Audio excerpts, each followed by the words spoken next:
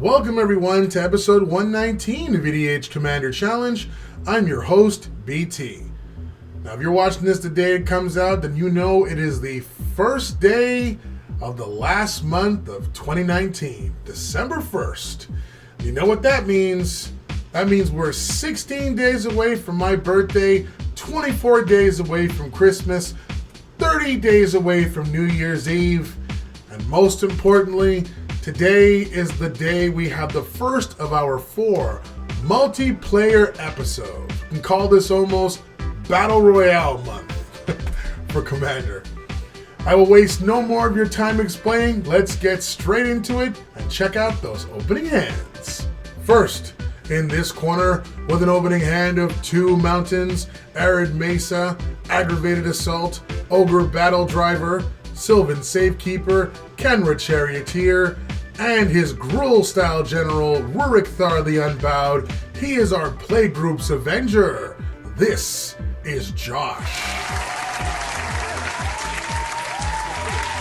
And in this corner, with an opening hand of 3 mountains, Staff of Nin, Dwarven Miner, Pillage, Fireball, and her mono-red Torbran, Thane of Redfell. She is the prodigy of our playgroup, Emma.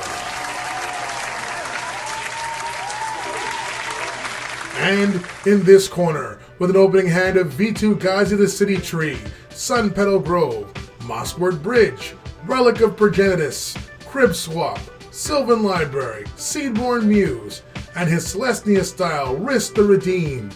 It's yours truly, the host, BT. And finally, in this corner, making his debut on the channel with an opening hand of a Plains, Fetid Heath, Vindicate, Grim Haruspect, Orzhov Enforcer, Pitiless Plunderer, Liliana, The Last Hope, and his Orzhov style Teysa, Orzhov Scion. He is the man that puts a smile on your face or knows how to make you laugh, giving him the nickname the Joker. This is Charles. Emma won the dice to start us off, so let's begin the card fight. For our first turns, Emma plays a mountain, I play a Mossward Bridge and hide away a card, Charles plays a swamp, and Josh plays and sacks an Arid Mesa, paying 1 life to put a Taiga from his deck into play. Emma plays a basic and casts Dwarven Miner, which instantly makes Josh and I very sad for our future turns, before she passes. I play a tapped Sun Petal Grove and cast my general, Rhys. Then I pass to Charles.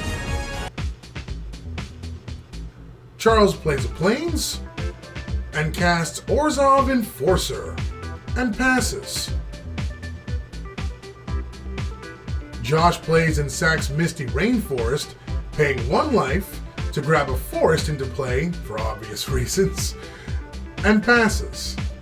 Emma plays a basic and casts Pillage, blowing up Josh's Taiga, announcing Josh as her main target since most of her deck is unplayable if Ruric Thar is in play. After this, she then passes to me. I play V2 Gazi the City Tree, and worried as I'm the only person with non-basic lands out currently, cast Path to Exile on the Dwarven Miner. Emma scores a free basic into play tapped. Then I cast Sylvan Library and pass. Charles plays a Fetid Heath and casts Cruel Celebrant, which I originally thought he said was Cruel Celery, but then that would make only sense if the card was green and if celery was actually cruel. Anyways, Charles then makes the first attack of the game with his Enforcer, poking Emma for 1 before passing. Josh plays a mountain and casts Sylvan Safekeeper, passing. Emma plays another basic and casts her general, Torbran. Then she passes to me. I take no extra cards with my Sylvan library. I just play an Etchy Forest and pass. For Charles's turn, he casts Grim Haruspec. Then he moves into combat and spreads the love by attacking both Josh with his Celebrant and me with his Enforcer. Josh and I each take a damage before he passes. And during his end step, I get a delicious cookie. Josh plays a mountain and, happy with his draw, casts Ramunap Excavator and tells Emma, vengeance is coming, before passing. Emma starts by casting Shock to kill the Haruspec. This triggers the Celebrant, getting Charles 1 life while dealing his opponents 1 damage. Then Emma casts Vance's Blasting Canyons. Then she moves into combat and attacks me with Torbran. I use Rhys to make an elf token to block the hit before she passes. I take no extra cards from my library again. Then I play Dark Depths, putting 10 counters on it, and cast Ghostly Prison, followed by Relic of Progenitus. Then I pass the turn. Charles plays Concealed Courtyard tapped and casts Liliana of the Last Hope. He uses its +1 effect and targets the Sylvan Safekeeper. Josh saves it, however, by using its effect and sacrificing a land. Then Charles passes. Josh plays a forest and casts Kenra Charioteer and passes. Emma exiles the top card of her deck with the cannons, which was a basic. She then plays Temple of the False God as her land for the turn and casts Duplicate. She uses this to exile the Celebrant and passes. I pay 4 life to my library to keep 1 extra card and pass, as I'm starved for land. Charles starts his turn off by casting the epic Karn, Scion of Urza. He uses its +1 and reveals his top 2 cards, which are Demonic Tutor and Enlightened Tutor. Jeez. Charles is a lug of the Irish over here.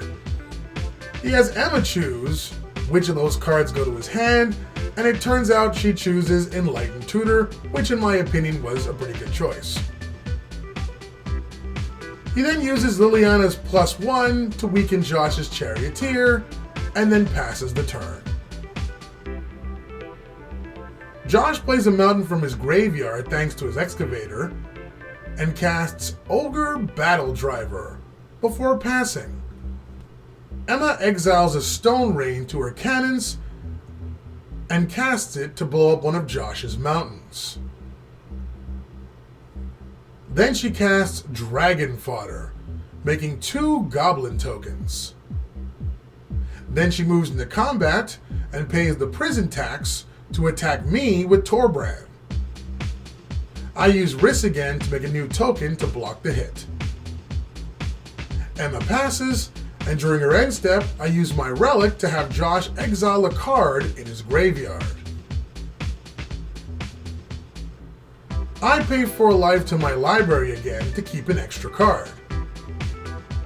I play Temple Garden untapped, taking 2 damage. Then I cast Gilded Lotus and pass.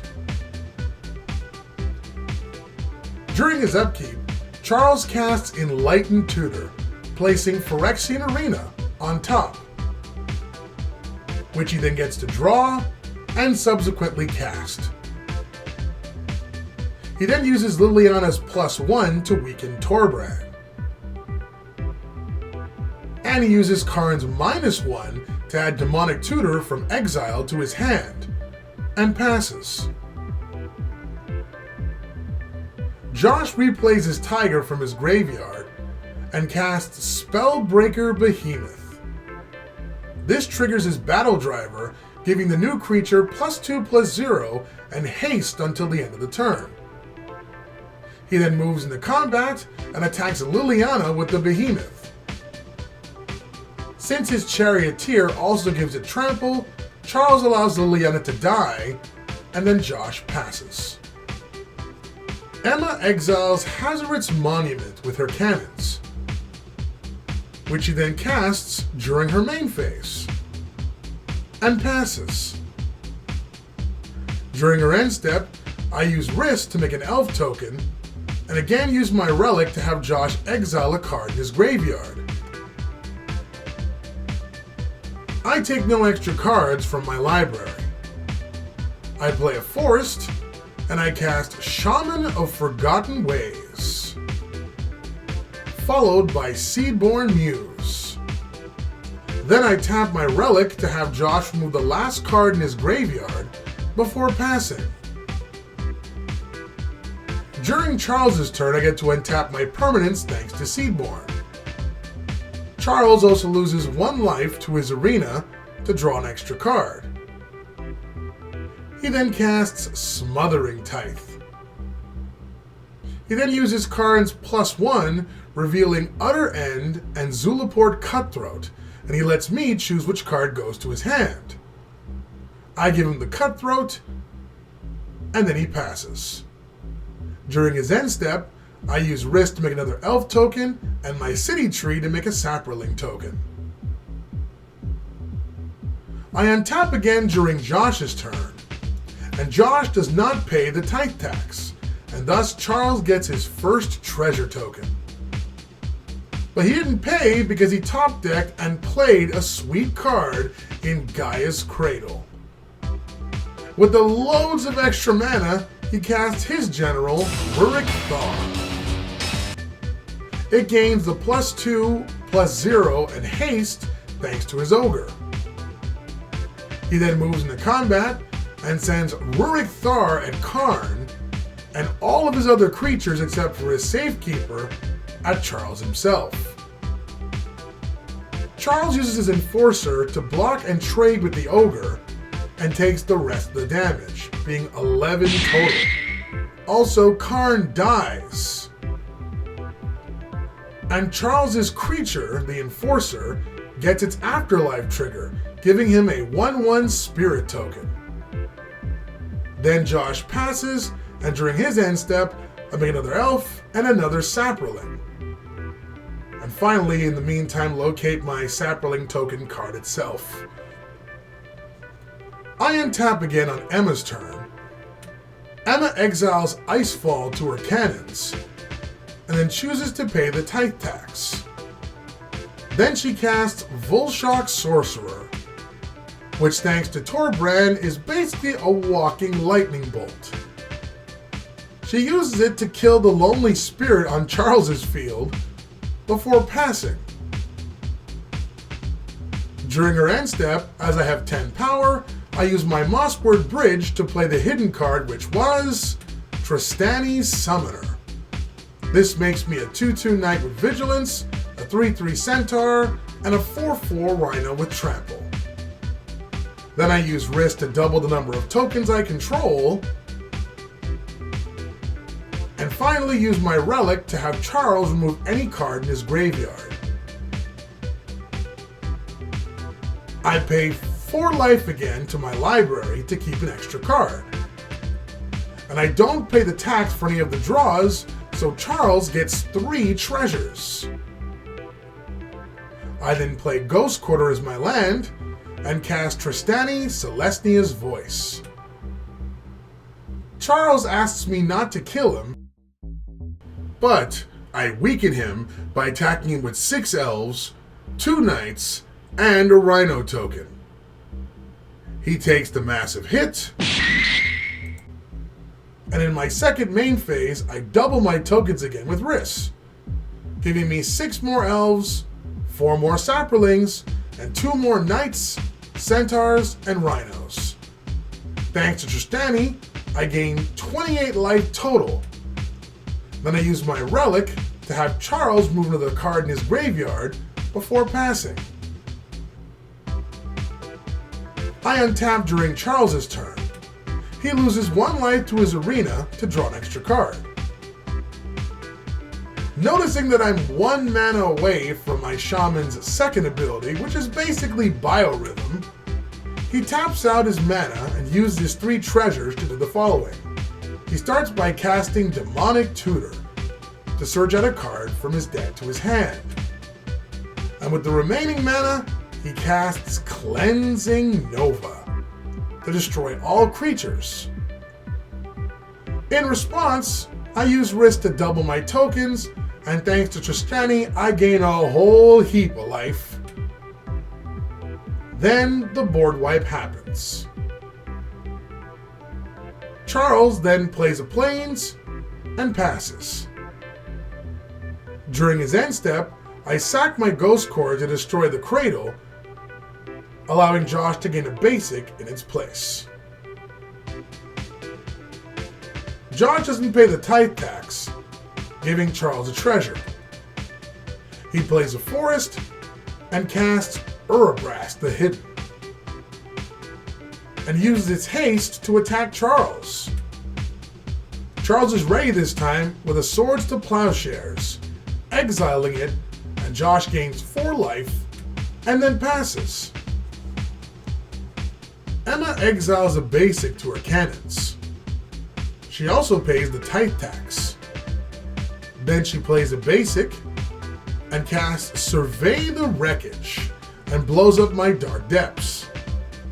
This also gains her a Goblin token in the process before she passes. During her end step, I use my relic to have Charles move a card in his graveyard. For my turn, my top card is a Miracle. I cast Entreat the Angels for its Miracle cost, making 7 Angel tokens in the process, and pass. Charles loses 1 life to his arena for an extra draw. He plays a Swamp and casts both Doom Dissenter and Zulaport Cutthroat, and passes. Josh pays the tithe tax and casts Xenagos the Reveler. He uses its 0 ability to make a Satyr token, and passes. Emma exiles a Dragon Master Outcast to her cannons, and keeps her tithe tax bill with Charles paid. She then casts said Outcast, followed by Lightning Strike to kill Xenagos, and passes. During her end step, I use my relic to have Charles exile a card in his graveyard. As I have a high life total, as high as Seth Rollins' bank account, I pay 8 life to keep both extra cards from my library. And I don't pay the tithe tax, giving Charles 3 treasure tokens. I then play Strip Mine from my land and move into combat. I send 2 angels at Josh and 5 at Charles. Before the angels take Charles to heaven, he casts Anguish Unmaking, losing 3 life to exile my Sylvan library. And finally, casts Path to Exile, removing Josh's Satyr to give him an extra basic land. Then we move to damage. Josh takes 8, and Charles is eliminated. In my second main phase, I recast my General Rhys, and then cast Wood Elves, which allows me to grab Scattered Groves from my deck into play. And finally, I sack my Strip Mine to destroy the Taiga before passing. Josh replaces the Taiga with a forest and recasts his General Ruric Thar. Before it comes into play, I cast Crib Swap on the Dragon Master Outcast, replacing it with a 1/1 Shapeshifter token. Then Josh passes. Emma exiles a Seething Song to her cannons. She then plays a basic and recasts her general, Torbran. She uses her monument trigger to loot and passes. For my turn, I cast a Johnny Unyielding, taking 6 damage from Ruric Thar. I then use its -2 Swords to Plowshares effect to exile Ruric, and Josh gains 6 life. Then I cast Huatli, Radiant Champion, and use its -1 ability to give one of my angels +9/+9 until the end of the turn. I then move into combat and attack Josh with all my angels and wood elves. This deals Josh exactly lethal damage and eliminates him. Then I pass. Emma exiles a Melt Terrain with her cannons. And after playing a basic for the turn, she casts it, destroying my city tree and deals me 4 damage thanks to Torbran. Next she casts Swiftfoot Boots, giving her angry dwarf some new footwear, and passes. For my turn, I uptick Huatli, which gains an extra 9 loyalty. Then I uptick a Johnny, revealing my top 3 cards. I only get to keep the Priest of Titania, sadly, from among the group. Next I cast Throne of the God Pharaoh and move into combat. I attack Emma with all of my angels, and as she can't block them, she takes 28 damage. In my second main phase, I cast Aura Shards, followed by both Selesnya Guildmage and my Priest of Titania. The Aura Shards triggers allow me to blow up both of her boots and cannons before I pass the turn. To which during my end step, my Throne of the God Pharaoh deals Emma 7 more damage as I have 7 tapped creatures. Even drawing Ensnaring Bridge, Emma has no way of currently dealing with the Aura Shards, and scoops it up to give me the token victory. Charles got off to the best start of the game, but having 2 epic planeswalkers placed the biggest target on his back. His Smothering Tide did help, however, to make sure he had enough mana to cast the spells he needed. I am seriously liking that card more and more in 4-player settings. I need a playset really soon. Josh, on the other hand, had a rough time as he took most of Emma's land blasting spree. His Ogre Battle Driver was his best friend that game, as combined with his Charioteer that gave trample, he was able to beat over anything on the field relatively easily. Emma went complete Skynet this game and tore so much land asunder. Her Vance's blasting cannons had a big hand in that, essentially giving her access to an extra spell almost every turn. As for me, I only won this for 2 reasons. 1, everyone was more focused than everyone else. And second, because I had Ghostly Prison in play. People are not really big fans of paying combat taxes, which is why it made me less of a target and gave me enough time to slowly start to get myself in gear. You agree with our picks? Let us know in the comments down below. And if you enjoy our content, consider becoming a patron. We'll give you access to some sweet bonuses while helping out the channel at the same time. Thanks everyone. Thanks for watching, guys. Hope you enjoyed this week's episode. If you're a fan of EDH gameplay and you like whether it be 1v1 or multiplayer and you want to be part of the ever-growing Commander Challenge family, just make sure you smash the subscribe button and notification bell down below. We do weekly videos Don't forget as well to like, comment, share our videos, but most importantly, enjoy them. On behalf of all of our members here, I'm your host, BT. Feel free to check out all of the videos in the channel, join our game. It's now your turn. Cheers!